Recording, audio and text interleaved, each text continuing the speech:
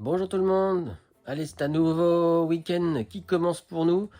Donc on va continuer avec le placo. Donc il faudra faire le placo donc sur ma droite là. Donc la partie salon et vers la salle à manger. Il y aura également ensuite la partie qui est sur ma gauche, donc la partie nord. Donc pareil, le placo en périphérie. Et sinon, entre-temps, comme vous pouvez le voir, mais ça on ne l'a pas filmé parce qu'on a déjà fait une vidéo là-dessus. Donc on a positionné un volet roulant sur cette fenêtre, dans la fenêtre du bureau. Et pour info, il nous en reste encore deux à faire, donc dans la chambre parentale et dans la chambre au nord. Et ce sera terminé pour les volets roulants. Voilà. Allez, sur ce, je vais vous laisser avec mon frère qui va s'occuper donc de la partie salon. Parce que moi je dois m'absenter. Et ensuite je reviendrai pour l'aider donc à faire un peu de manut. Et puis continuer le placo. Allez, c'est parti.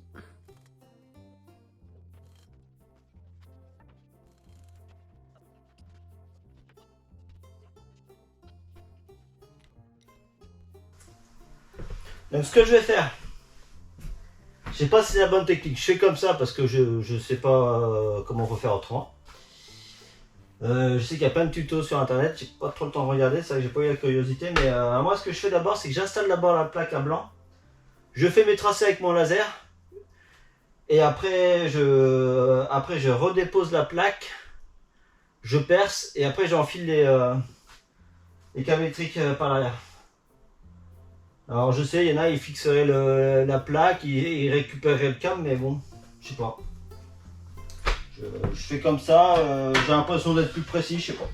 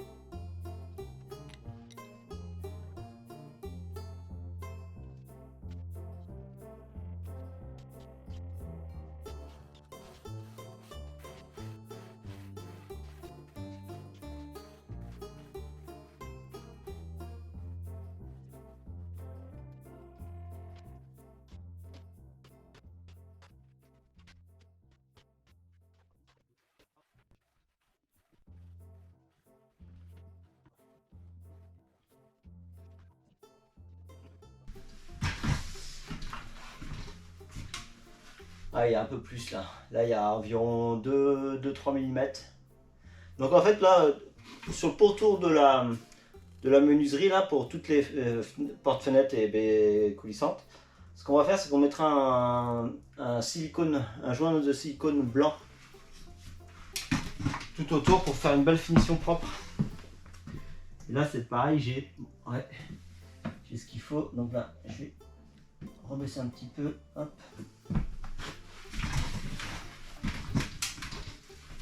Voilà, là c'est bien.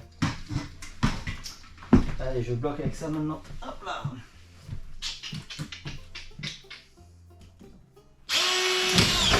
Voilà. Hop là.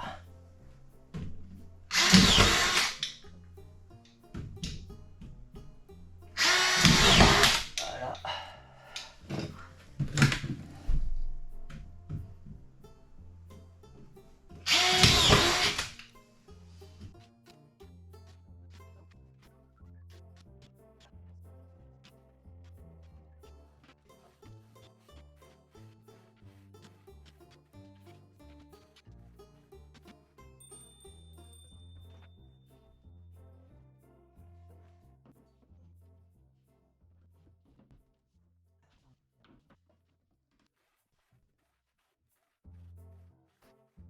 Bon.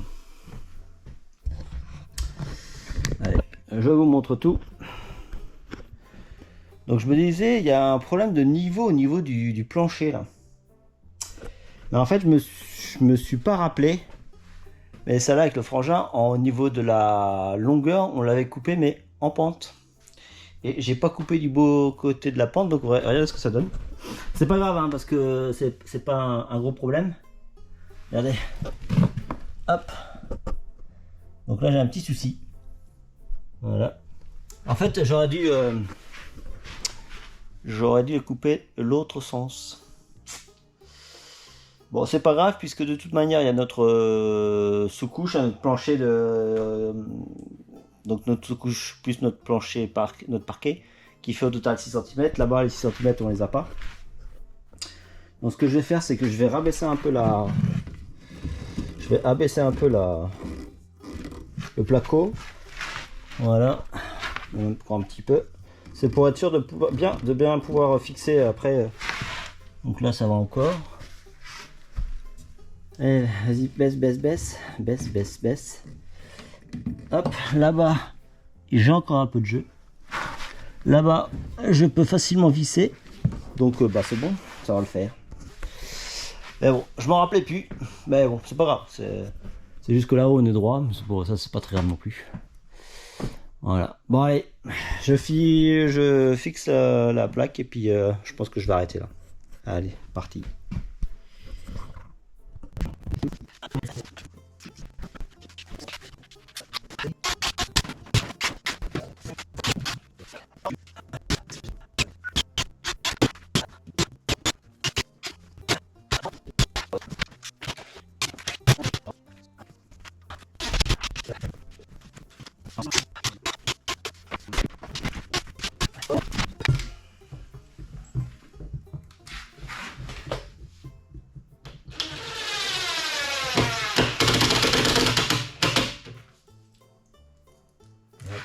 Dernière en bas. Et...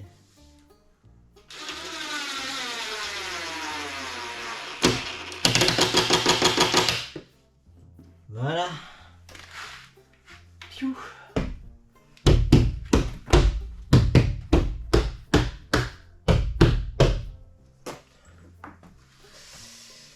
Donc voilà pour ça.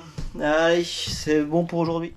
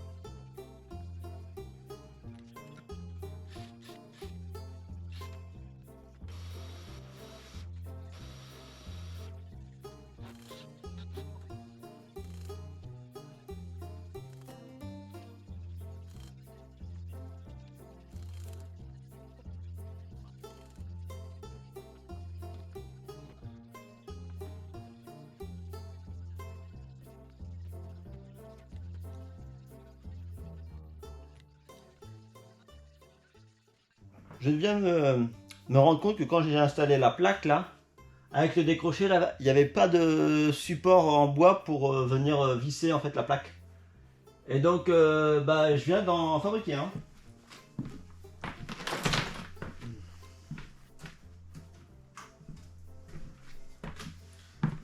Donc voilà, j'ai refait un tasseau. J'ai mis du mastic au niveau des vis là. Comme ça, je m'assure de l'étanchéité en perçant le OSB. Et puis après, je pourrais remettre la plaque et revisser. Voilà, donc ça, c'est des petits détails. Finalement, on s'en rend pas bien compte, mais ça prend beaucoup de temps. À chaque fois, c'est 15 minutes de plus, 20 minutes de plus. Ce qui fait qu'à la fin de la journée, bah, on se dit, mince, on n'a pas fait grand chose, mais bon. C'est comme ça.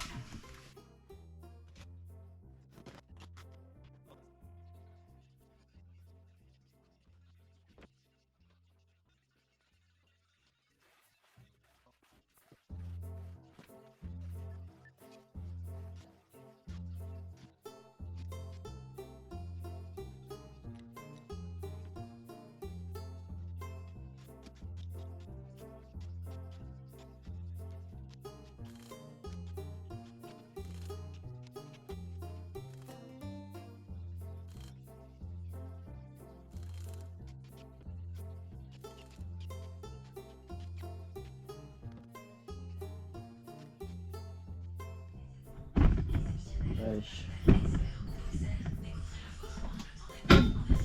Alors ça, quand vous l'avez pas prévu, ça pas, vous mettez, je pense que je vais y mettre 30 minutes. Au moins une demi-heure à faire la tranchée là.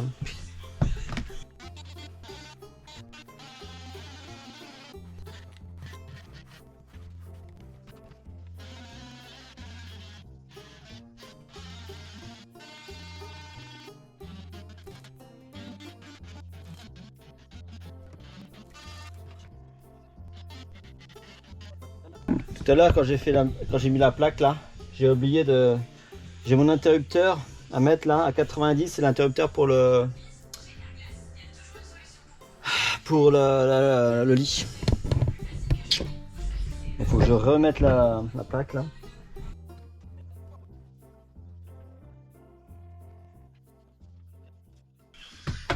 Alors pourquoi 90 hein, c'est toujours pareil, c'est par rapport à la NFC 1500C là, la NFC 1500 pardon. Donc la norme électrique, les prises, les interrupteurs doivent être compris entre 90 et 130. Voilà, c'est pour ça que je le mets à 90 au plus bas. Comme ça, quand vous êtes dans le lit, ben, vous tendez le bras, vous pouvez y avoir accès. Voilà. Donc voilà, là c'est à 90.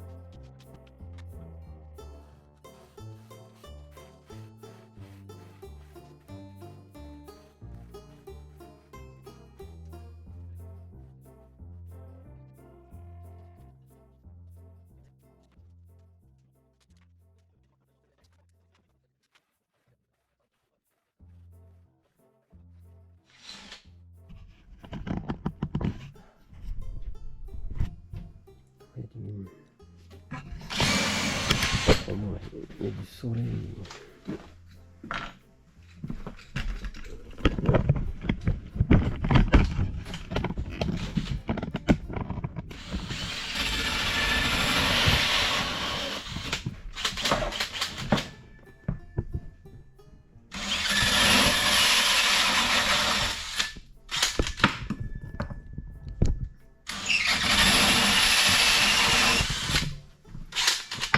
Ça se passe vite.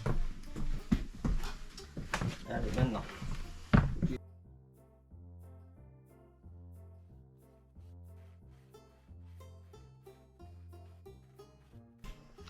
Bon voilà.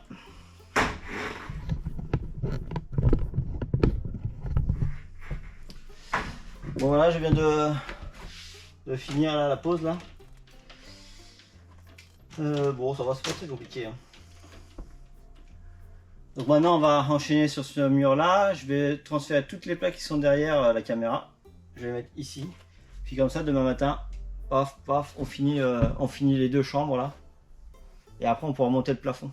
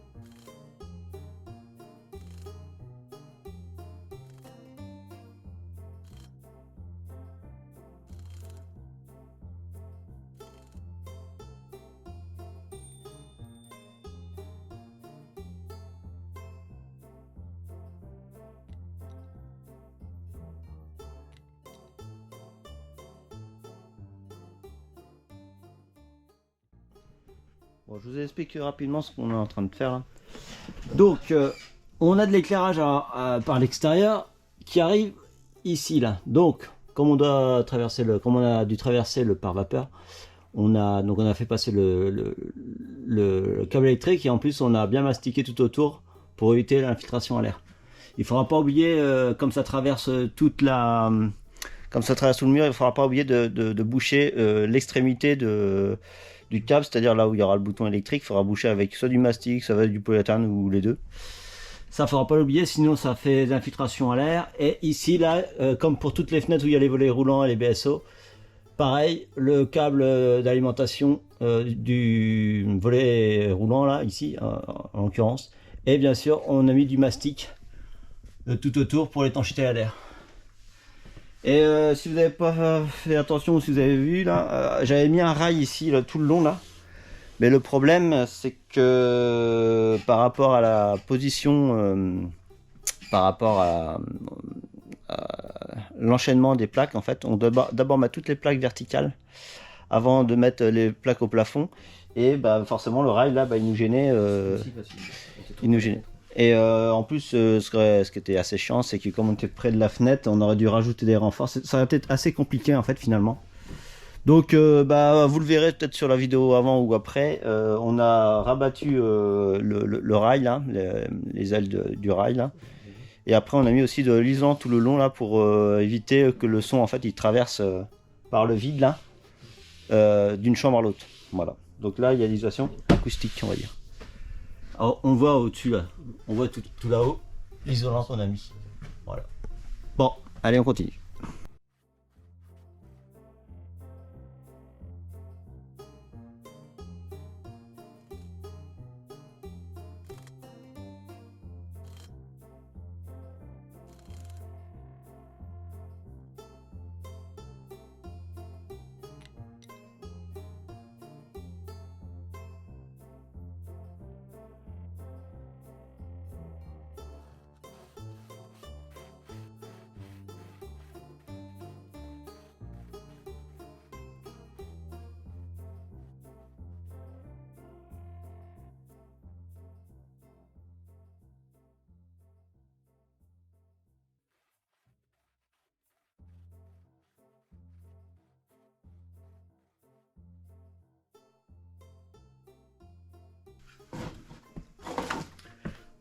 Bon, là je vais mettre la plaque au milieu, sauf que celle-ci, vu que c'est une 120, elle a été découpée en 60 là, et bah, là elle est bord droit, donc pour pouvoir mettre ensuite une bande et faire propre, ce que je vais faire c'est que je vais la chanfreiner avec ce petit outil là que j'ai acheté chez Leroy Merlin. Ouais.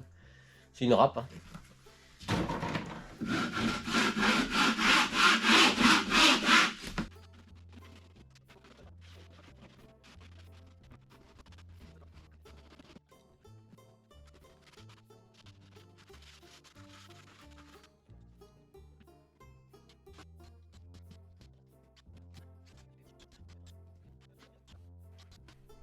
Bon bah voilà, le week-end s'achève. Donc là, ce week-end, en gros, ce qu'on a fait, c'est on a fait un volet roulant. Parce que ça prend quand même quasiment une demi-journée, le temps de tout faire, les petites découpes d'isolant, etc. pour éviter les ponts thermiques, les renforts, voilà, bref. Et après, on a fait donc placo et un petit peu de manutention. Donc placo, on a fait toute cette partie-là, là, toc, ici, pof. Donc là, on va dire que quasiment toute la périphérie est terminée. On a fait par là-bas aussi, hop, donc ici la partie bureau, hop. Donc voilà, donc ici il reste plus que donc les petites joues à faire ici pour faire le tour de la fenêtre. Ici, là-bas également pareil. Donc la prochaine étape, ce sera faire ici donc la partie fermacelle qui joue aussi le rôle de contreventement. Ça c'est super important. Donc c'est pour ça qu'on va être obligé de remettre en partie haute des étressillons puisque pour renforcer tout ça et être sûr que le parement soit pris un peu partout sur toute la périphérie, ça c'est super important. Et donc ça va être la prochaine étape. Voilà, c'est le fermacelle pour qu'on puisse faire des deux côtés pour enfin attaquer le plafond et surtout libérer tout un espace pour qu'on soit terminé ou ça fera une zone de stockage. Hein. Comme vous voyez, c'est un peu le bazar. C'est un peu beaucoup le bazar d'ailleurs, et c'est pour ça d'ailleurs que donc, toute la semaine prochaine je vais faire un gros coup de nettoyage Propax.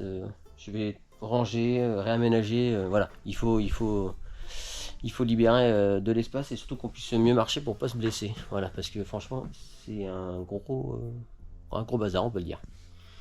Voilà la prochaine étape. Et puis peut-être que la semaine d'après, il y aura peut-être pas de vidéo d'ailleurs, puisque c'est les vacances. Enfin, pour moi, c'est les vacances. Donc, je ne ferai probablement pas de vidéo. Je verrai, sauf si mon frère vient travailler, qui m'envoie les vidéos, que j'ai le temps de les travailler, mais c'est pas dit. Voilà. Donc voilà, donc si ça t'a plu, n'hésite pas, un petit pouce, n'hésite pas à mettre des commentaires ou des conseils si t'as remarqué un truc qu'on a mal fait ou qu'on peut améliorer pour optimiser du temps, je sais pas, ne faut pas hésiter, hein. Ça, c'est bien pour nous et pour ceux qui en même temps regardent les vidéos. Donc voilà. Voilà, donc ça avance bien, on est content. De toute façon, l'objectif c'est de finir avant cet été, quoi. Voilà, pour être débarrassé, pour pouvoir faire autre chose derrière. Voilà. Et qui sait, peut-être plus tard une rénovation. Enfin, ça, on n'en est pas encore là. Voilà, donc si la vidéo t'a plu, n'hésite pas, hein, un petit pouce bleu, je le redis, de t'abonner, bon ça. Après, tu fais comme tu veux, c'est pas un problème. Voilà, et sur ce, je te dis à la prochaine. Kenavo, bonjour.